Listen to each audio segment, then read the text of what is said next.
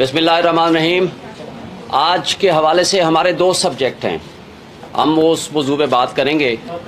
एक तो है जो आज इस्लामाबाद हाई कोर्ट में और सुप्रीम कोर्ट ऑफ पाकिस्तान में इमरान खान साहब का जो केस है, स्पेशली जो तोशा खाना वाला, जिसमें नाजायज़ तरीक़े से उनको सज़ा दी गई है।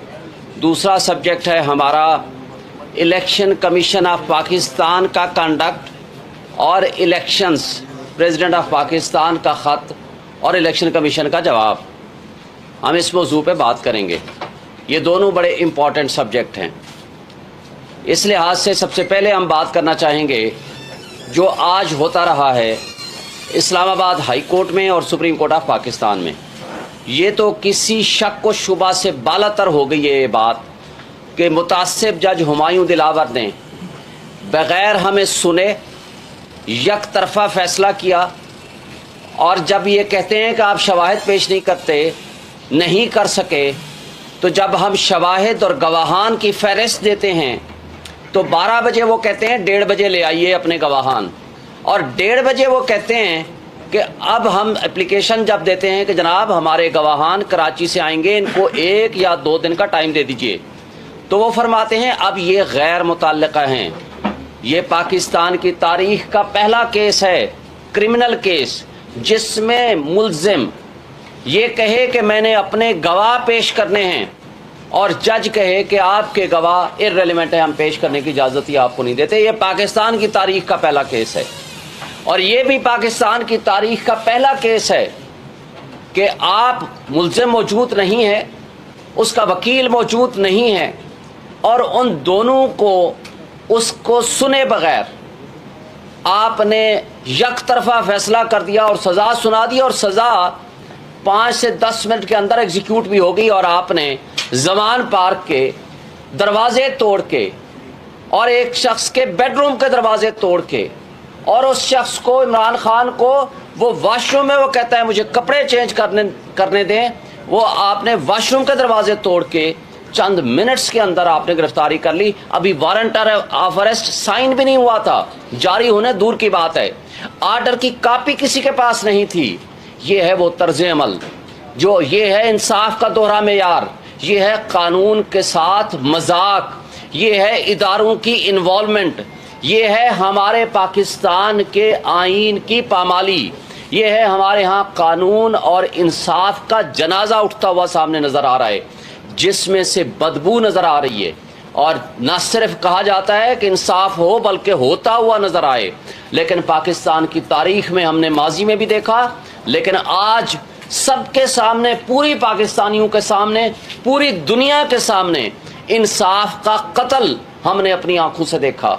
और जब इस्लामाबाद हाई कोर्ट के चीफ जस्टिस साहब को सुप्रीम कोर्ट ये हुक्म देती है कि आप ये केस खुद सुन के फैसला करें, जुरिस्डिक्शन पे और मेंटेनेबिलिटी पे और लिमिटेशन पे और इलेक्शन कमीशन के अथॉरिटी पे, ऑथोराइज्ड पर्सन पे आप फैसला करें, तो जस्टिस आमिर फारूक साहब सुने बगैर वो भी दोबारा उसी तीसरी मरतबा उसी जज को वापस भेज देते हैं, और ये करते हैं 3 तारीख को ऑर्डर।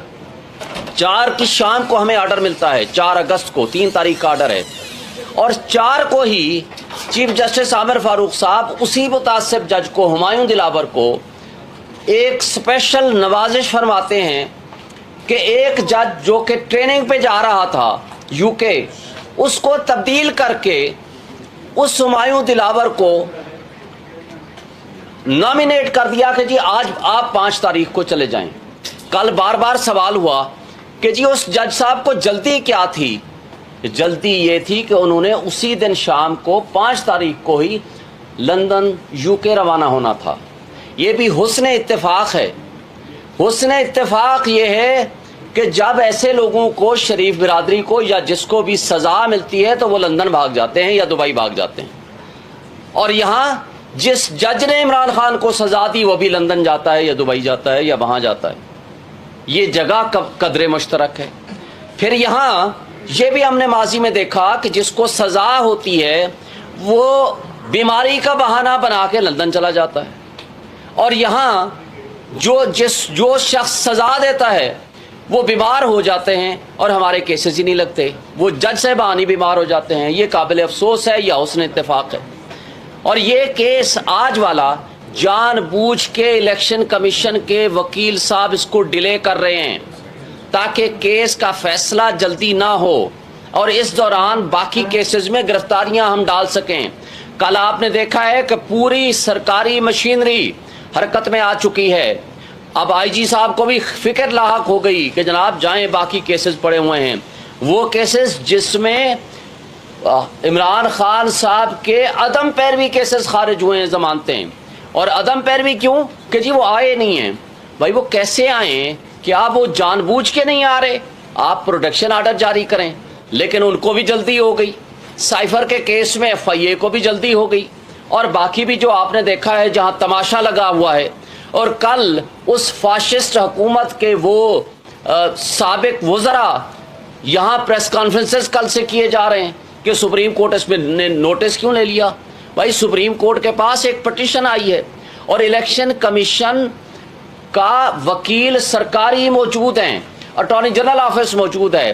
काजी फाइसा साहब की जजमेंट है कि जब कोई सरकारी वकील किसी केस को करने का नाअहल हो, ये लिख के देगा कि मैं ये केस हम नहीं कर सकते, हमारे पास अहलियत नहीं है, फिर आप प्राइवेट काउंसिल कर सकते हैं।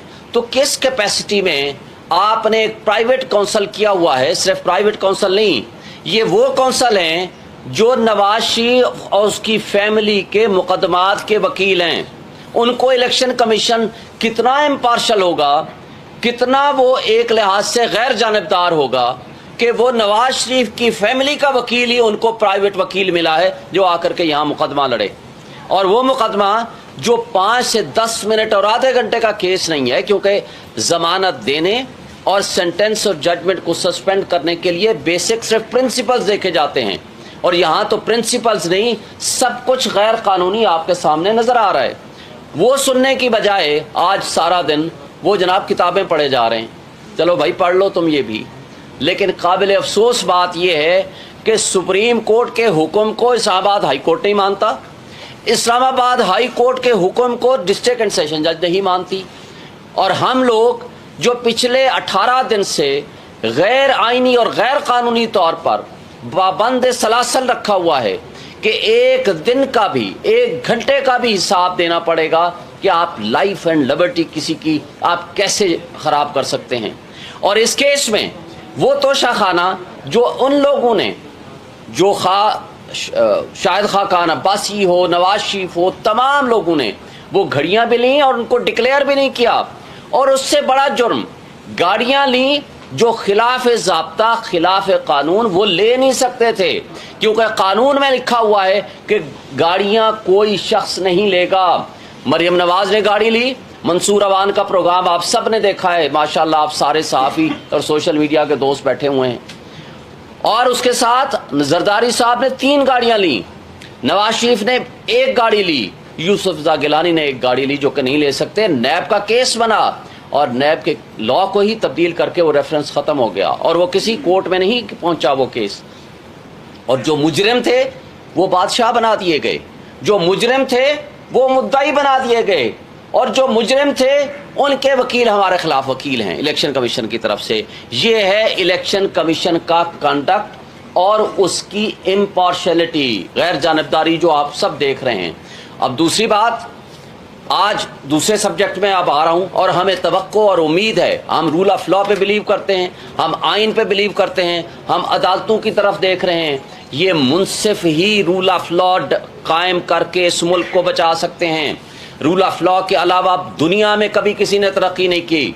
और एक बात बता दूं, मुझे बताएं, पाकिस्तान से बाहर बैठने वाला कोई भी हमारा पाकिस्तानी हो या कोई भी शख्स हो, आज आपका जो यूथ है वो यहाँ से भाग रहा है, लोग यहाँ से पैसा लेके भाग रहे हैं। वजह क्या है? कि उनको आपके निज़ाम इंसाफ पे बिलीव नहीं है, आपको यहाँ के कानून पे बिलीव नहीं है। किसी को किसी भी वक्त उठाया जा सकता है, गायब किया जा सकता है। किधर है आज इमरान रियाज, जो लॉ एनफोर्समेंट एजेंसीज के हाथों से गायब हो गया और हजारों की तादाद में लोगों को उठाया गया जिनका पता ही कोई नहीं है। और इस तरह का तर्ज अमल कभी रियासतों को तरक्की नहीं देता। आज जितनी बेयकीनी और अनसर्टेनिटी है, और रोज आपका डॉलर बढ़ रहा है, रोज आपका पेट्रोल बढ़ रहा है, रोज आपका बिजली के यूनिट आपके बढ़ रहे हैं, क्या गरीब आदमी को जिंदा रहने देना है? इस फाशिस्ट हुकूमत और उसकी आगे आने वाली एक्सटेंशन जो आज बैठी हुई है। और फिर कल एक adviser to chief minister Mohsin Naqvi साहब, कमर दिलशाद साहब कहते हैं जी अगले साल मई में हम इलेक्शन कराएंगे। भाई अगले साल मई में क्यों, आप 10 साल बाद करा लो। ज़िया-उल हक ने कहा था 90 डेज में इलेक्शन कराऊंगा, उसके बाद उसने 11 साल नहीं कराए। किसने पूछा? इसलिए कि आइन मुअत्तल था। आज भी आप आइन को प्रैक्टिकली मुअत्तल कर चुके हैं। आइन का आर्टिकल 224, आइन का आर्टिकल 48 सब आर्टिकल 5 ये वाजे कर देता है कि इलेक्शंस 90 डेज में होने हैं। उसके अलावा कोई सेकंड ऑप्शन, कोई सेकंड राय नहीं है। और जब president of Pakistan national assembly को डिसॉल्व करे अंडर आर्टिकल 48, तो उसी 48 के सब आर्टिकल 5 में लिखा हुआ है कि प्रेसिडेंट ऑफ पाकिस्तान ने डेट देनी है। उसके अंदर इलेक्शन कमीशन के साथ कंसल्टेशन भी नहीं है। ना सिर्फ कंसल्टेशन नहीं है, बल्कि उसमें प्रेसिडेंट साहब ने ऐसे मैटर ऑफ कर्टसी उनको बुलाया है कि आए जी, चूंकि फ्री एंड फेयर इलेक्शन कराना आपकी जिम्मेदारी है, आए मैं डेट देना चाहता हूं, आए मेरे साथ कंसल्ट करें। और जो आज खत लिखा है इलेक्शन कमीशन ऑफ पाकिस्तान ने, ये आइन की खिलाफ वर्जी है, कानून की खिलाफ वर्जी है और तौहीन अदालत भी है। वजह उसकी क्या है कि इस प्रिंसिपल को सुप्रीम कोर्ट ऑफ पाकिस्तान 1 मार्च और 4/4 के फैसले में, जो कि रिपोर्टेड जजमेंट भी अब हो चुकी है, उसको रीडिटर्मिन कर चुके हैं, उसको इंटरप्रेट कर चुके हैं, डिफाइन कर चुके हैं। तो अब उस इशू को, जिसको already supreme court of Pakistan determine कर चुकी है, तो इलेक्शन कमीशन प्रेसिडेंट को कहता है आपको पावर नहीं है, आपको अख्तियार ही नहीं है। एक बात वाजे कर दें, अगर प्रेसिडेंट ऑफ पाकिस्तान ये असेंबली डिसॉल्व न करते, बाय एफ्लक्स ऑफ टाइम ये डिसॉल्व हो जाती, तो उस सूरत में सेक्शन 57 वो फिर फील्ड में आ जाता इलेक्शन एक्ट का, जो कि अब वो प्रेसिडेंट से पावर हटा के इन्होंने इलेक्शन कमीशन को पावर दे दी है। लेकिन अगर असेंबली डिसॉल्व कर दे, खा वो गवर्नर करे तो गवर्नर, और अगर प्रेसिडेंट डिसॉल्व करे तो प्रेसिडेंट डेट देने का पाबंद है under the constitution article 48 sub article 5। जो आइन होता है उसके ताबे होते हैं तमाम कवानीन। कोई कानून आइन से ओवर एंड अबव नहीं होता। ये उल्टा बात कर रहे हैं। और ये इलेक्शन कमीशन ऑफ पाकिस्तान की, इसका मतलब है गैर जानिबदारी तो आपके सामने आ चुकी है कि वो किस कदर जानिबदार हैं। इसका मतलब ये है कि वो जो फाशिस्ट हुकूमत जिसका खात्मा 8 तारीख 9 तारीख को हुआ था शहबाज शरीफ की ज़ेर क़यादत, इसका मतलब है कि उनके साथ मिलके इन्होंने साजिश प्लान की थी ताकि हमने इलेक्शन विद इन टाइम नहीं होने देना। यही वजह थी कि कल से बड़ी तकलीफ होनी शुरू हो गई है।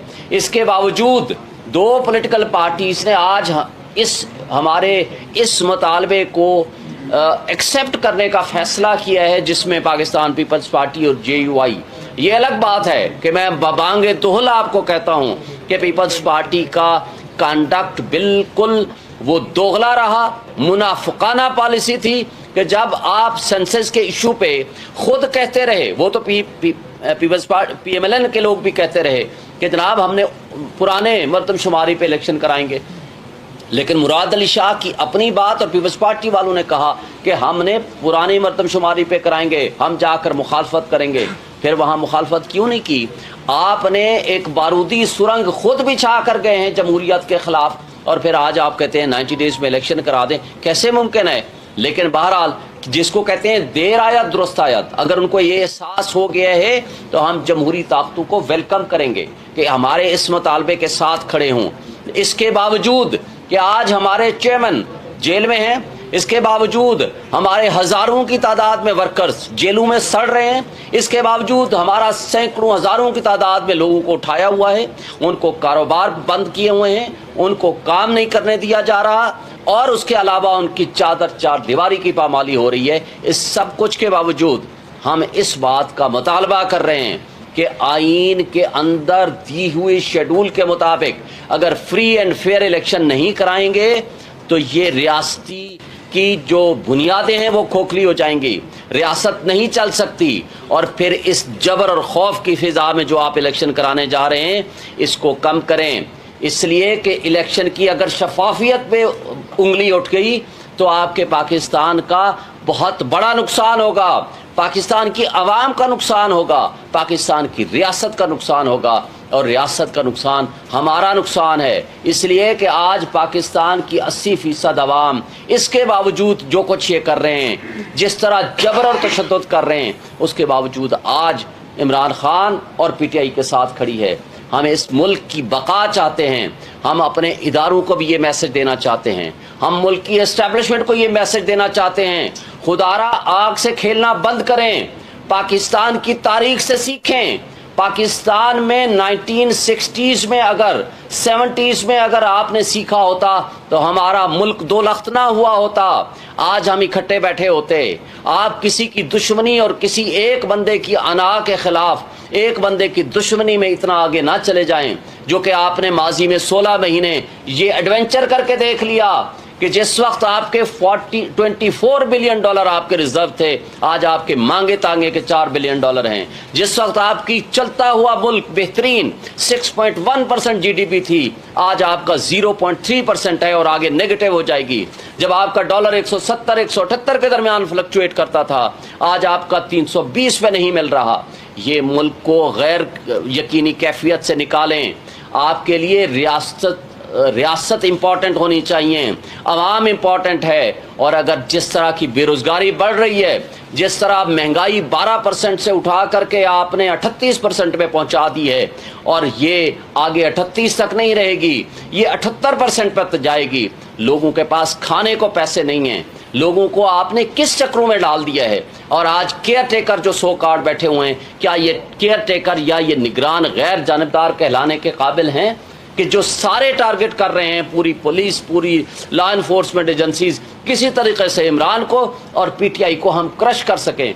लेकिन लोगों के दिलों से मोहब्बतें कैसे निकालोगे? आपने वो रेफरेंडम देख लिया पिशावर का, आपने वो रेफरेंडम हवेलियां का देख लिया। उस वक्त इमरान खान साहब जेल में थे। इस सब कुछ के बावजूद अगर लोग इमरान से मोहब्बत कर रहे हैं, लोग आपकी इन हरकतों के से नफरत करने लग गए हैं और नफरत का इजहार वोट के टाइम पे होगा।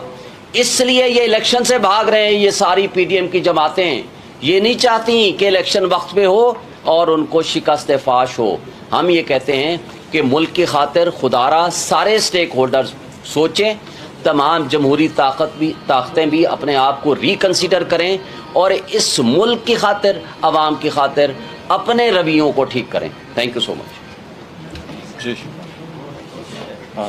कोई ज़रूरी कुछ सवाल है? कर लें, काफ़ी हो गया। इलेक्शन कमीशन की जानिब से जो सदर मुमलिकत को लिखा गया है कि वो आईनी तरमीम के बाद तो आपका इख्तियार नहीं रहा है, तो इस तनाज़र में जब सदर पाकिस्तान का ओहदा भी अहम नहीं है उनके लिए, तो कैसे वो इलेक्शन करवाएंगे या आगे बात मानेंगे? हम तो पहले दिन से चीख रहे हैं कि इलेक्शन कमीशन ऑफ पाकिस्तान गैर जानिबदार नहीं है, वो इन PDM की जमातों के साथ मिला हुआ है। जब इमरान खान साहब ये कहते थे तो हमें कहा जाता था कि आप तौहीन इलेक्शन कमीशन कर रहे हैं। तो भाई आज जब आईन बालातर है, सुप्रीम कोर्ट ये अपने फैसले में लिख के दे चुकी है कि इलेक्शन कमीशन ने जमहूरियत को डिरेल किया जो विद इन 90 डेज इलेक्शन नहीं कराए पंजाब और KP के, और साथ आईन की खिलाफ वर्जी की है। लेकिन उस सब कुछ के बावजूद आपके सामने जो खत लिखा है ये गैर आईनी भी है, गैर कानूनी भी है और तौहीन अदालत भी है, सुप्रीम कोर्ट की जजमेंट के भी खिलाफ है। मैं सिर्फ एक पॉइंट इस पे ऐड करता हूँ जो आपका क्वेश्चन है।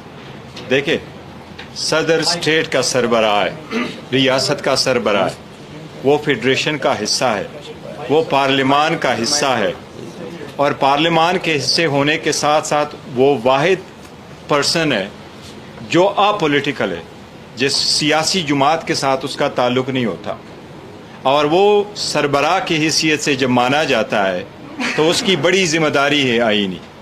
और हमारे आईन में बाकी आईनों से बड़ा फ़र्क है। ख़ासकर इंडिया से बड़ा फ़र्क है। वहाँ उनका सदर सेरेमोनियल होता है, हमारे सदर के पास कॉन्स्टिट्यूशनल जिम्मेदारियाँ भी है। एक इलेक्शन कमिश्नर का अपने सदर मुमलिकत को ये ख़त लिखना कि आपके पास इख्तियार नहीं है, मैं आपके साथ मुलाकात के लिए नहीं आ रहा, मैं समझता हूँ सियासत को एक साइड पे रख लें, ये ईवान की तौहीन है।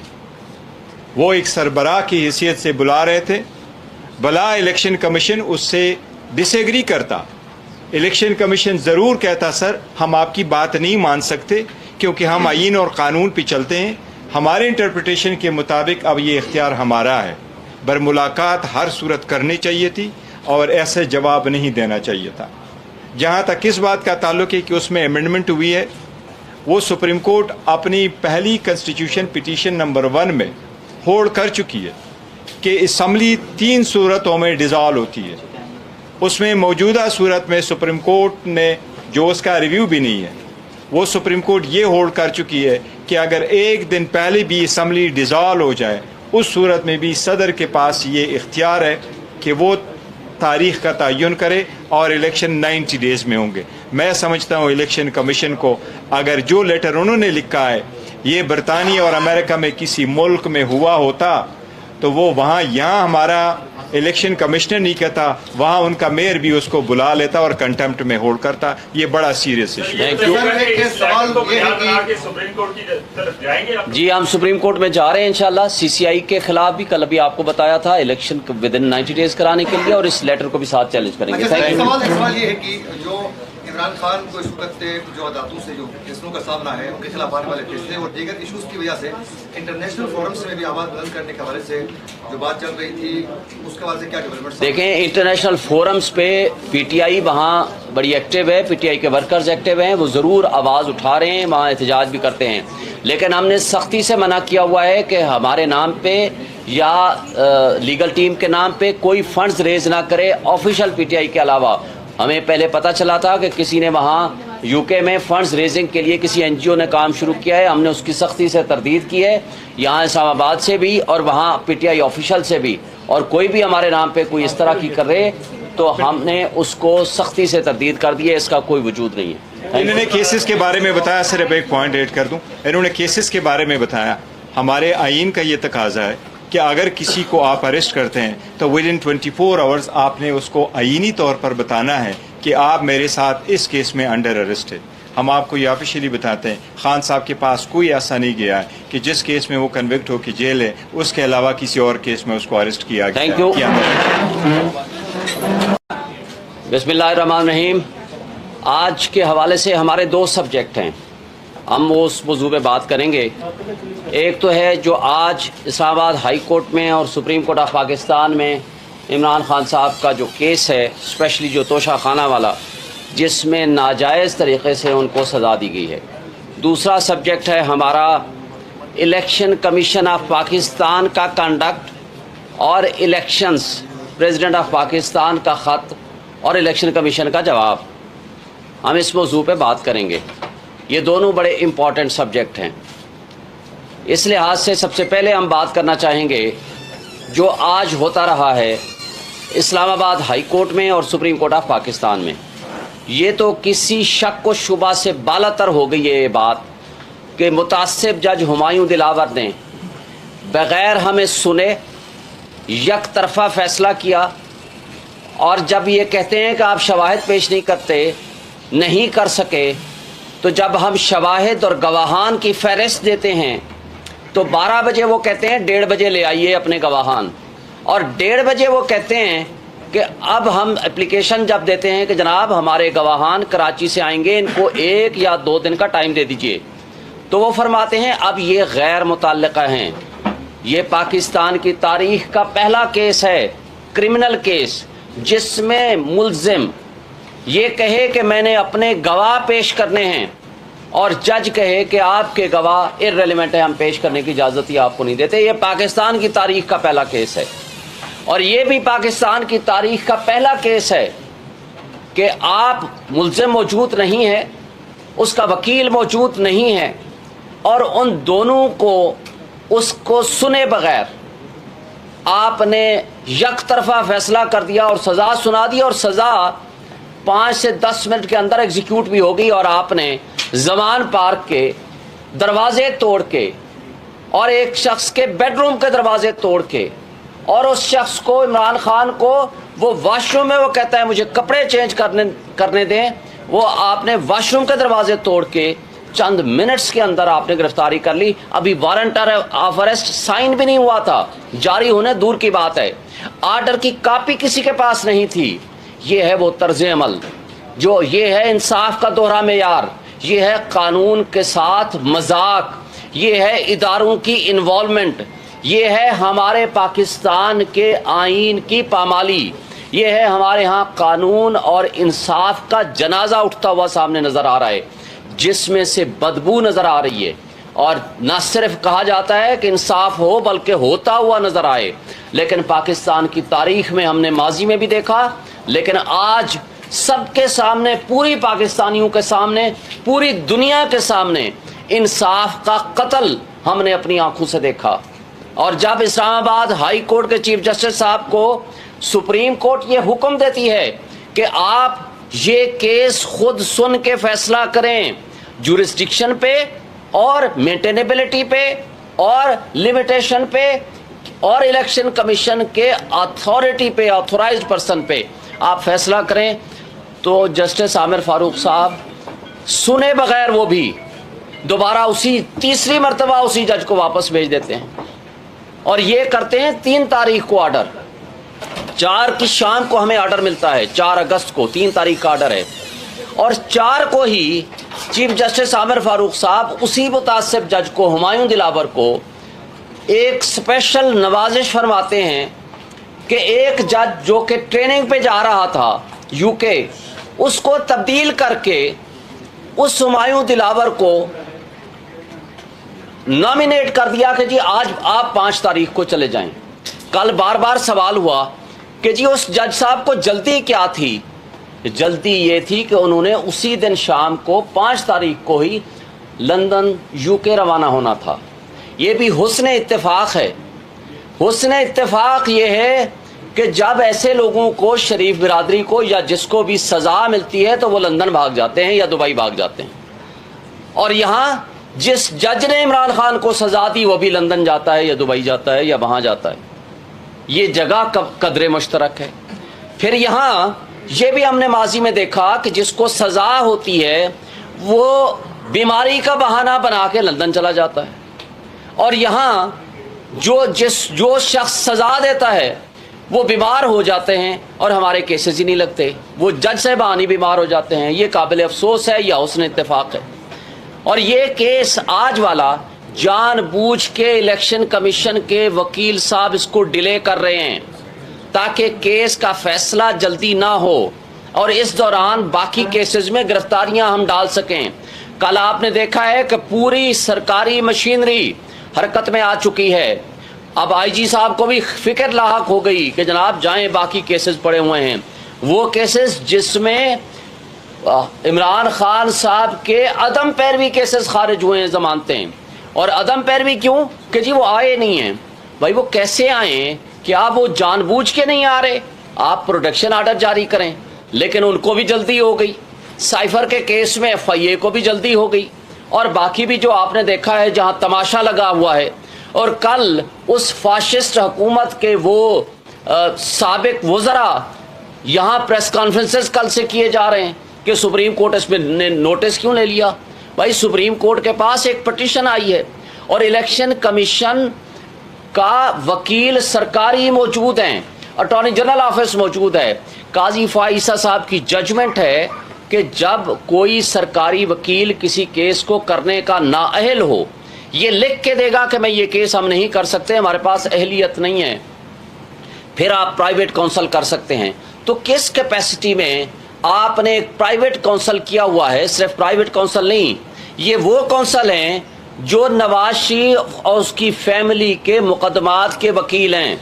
उनको इलेक्शन कमीशन कितना इम्पार्शल होगा, कितना वो एक लिहाज से गैर जानिबदार होगा कि वो नवाज शरीफ की फैमिली का वकील ही उनको प्राइवेट वकील मिला है जो आकर के यहाँ मुकदमा लड़े। और वो मुकदमा जो 5 से 10 मिनट और आधे घंटे का केस नहीं है, क्योंकि जमानत देने और सेंटेंस और जजमेंट को सस्पेंड करने के लिए बेसिक सिर्फ प्रिंसिपल्स देखे जाते हैं, और यहां तो प्रिंसिपल्स नहीं, सब कुछ गैर कानूनी आपके सामने नजर आ रहा है। वो सुनने की बजाय आज सारा दिन वो जनाब किताबें पढ़े जा रहे हैं। चलो भाई पढ़ लो तुम ये भी, लेकिन काबिल अफसोस बात यह है कि सुप्रीम कोर्ट के हुक्म को इस्लामाबाद हाई कोर्ट नहीं मानता, इस्लामाबाद हाई कोर्ट के हुक्म को डिस्ट्रिक्ट एंड सेशन जज नहीं मानती, और हम लोग जो पिछले 18 दिन से गैर आईनी और गैर कानूनी तौर पर पाबंद सलासल रखा हुआ है कि एक दिन का भी, एक घंटे का भी हिसाब देना पड़ेगा कि आप लाइफ एंड लिबर्टी किसी की आप कैसे खराब कर सकते हैं। और इस केस में वो तोशाखाना जो उन लोगों ने, जो शाहिद खान अब्बासी हो, नवाज शरीफ हो, तमाम लोगों ने वो घड़ियां भी ली और उनको डिक्लेयर भी नहीं किया, और उससे बड़ा जुर्म गाड़ियां ली जो खिलाफ ज़ाब्ता, खिलाफ कानून वो ले नहीं सकते थे, क्योंकि कानून में लिखा हुआ है कि गाड़ियां कोई शख्स नहीं लेगा। मरियम नवाज ने गाड़ी ली, मंसूर अवान का प्रोग्राम आप सब ने देखा है, माशाल्लाह आप सारे सहाफ़ी और सोशल मीडिया के दोस्त बैठे हुए हैं, और उसके साथ जरदारी साहब ने 3 गाड़ियां ली, नवाज शरीफ ने 1 गाड़ी ली, यूसुफ गिलानी ने 1 गाड़ी ली, जो कि नहीं ले सकते। नैब का केस बना और नैब के लॉ को ही तब्दील करके वो रेफरेंस ख़त्म हो गया, और वो किसी कोर्ट में नहीं पहुंचा वो केस। और जो मुजरिम थे वो बादशाह बना दिए गए, जो मुजरिम थे वो मुद्दाई बना दिए गए, और जो मुजरिम थे उनके वकील हमारे खिलाफ वकील हैं इलेक्शन कमीशन की तरफ से। ये है इलेक्शन कमीशन का कंडक्ट और उसकी इम्पार्शलिटी, गैर जानबदारी जो आप सब देख रहे हैं। अब दूसरी बात, आज दूसरे सब्जेक्ट में अब आ रहा हूं, और हमें तवक्को और उम्मीद है, हम रूल ऑफ लॉ पे बिलीव करते हैं, हम आइन पे बिलीव करते हैं, हम अदालतों की तरफ देख रहे हैं। ये मुनसिफ ही रूल ऑफ लॉ कायम करके इस मुल्क को बचा सकते हैं। रूल ऑफ लॉ के अलावा दुनिया में कभी किसी ने तरक्की नहीं की। और एक बात बता दूं, मुझे बताएं, पाकिस्तान से बाहर बैठने वाला कोई भी हमारा पाकिस्तानी हो या कोई भी शख्स हो, आज आपका जो यूथ है वो यहाँ से भाग रहा है, लोग यहाँ से पैसा लेके भाग रहे हैं। वजह क्या है कि उनको आपके निज़ाम इंसाफ पे बिलीव नहीं है, आपको यहाँ के कानून पे बिलीव नहीं है। किसी को किसी भी वक्त उठाया जा सकता है, गायब किया जा सकता है। किधर है आज इमरान रियाज, जो लॉ एनफोर्समेंट एजेंसीज के हाथों से गायब हो गया, और हज़ारों की तादाद में लोगों को उठाया गया जिनका पता ही कोई नहीं है। और इस तरह का तर्ज अमल कभी रियासतों को तरक्की नहीं देता। आज जितनी बेयकीनी और अनसर्टेनिटी है, और रोज़ आपका डॉलर बढ़ रहा है, रोज़ आपका पेट्रोल बढ़ रहा है, रोज़ आपका बिजली के यूनिट आपके बढ़ रहे हैं, क्या गरीब आदमी को जिंदा रहने देना है? इस फाशिस्ट हुकूमत और उसकी आगे आने वाली एक्सटेंशन जो आज बैठी हुई है। और फिर कल एक adviser to chief minister Mohsin Naqvi साहब, कमर दिलशाद साहब कहते हैं जी अगले साल मई में हम इलेक्शन कराएंगे। भाई अगले साल मई में क्यों, आप 10 साल बाद करा लो। ज़ियाउल हक ने कहा था 90 डेज में इलेक्शन कराऊंगा, उसके बाद उसने 11 साल नहीं कराए। किसने पूछा? इसलिए कि आइन मुअत्तल था। आज भी आप आइन को प्रैक्टिकली मुअत्तल कर चुके हैं। आइन का आर्टिकल 224, आइन का आर्टिकल 48 सब आर्टिकल 5 ये वाजे कर देता है कि इलेक्शंस 90 डेज में होने हैं, उसके अलावा कोई सेकंड ऑप्शन, कोई सेकंड राय नहीं है। और जब president of Pakistan national assembly को डिसॉल्व करे अंडर आर्टिकल 48, तो उसी 48 के सब आर्टिकल 5 में लिखा हुआ है कि प्रेसिडेंट ऑफ पाकिस्तान ने डेट देनी है। उसके अंदर इलेक्शन कमीशन के साथ कंसल्टेशन भी नहीं है। ना सिर्फ कंसल्टेशन नहीं है, बल्कि उसमें प्रेसिडेंट साहब ने as a matter of courtesy उनको बुलाया है कि आए जी, चूंकि फ्री एंड फेयर इलेक्शन कराना आपकी जिम्मेदारी है, आए मैं डेट देना चाहता हूँ, आए मेरे साथ कंसल्ट करें।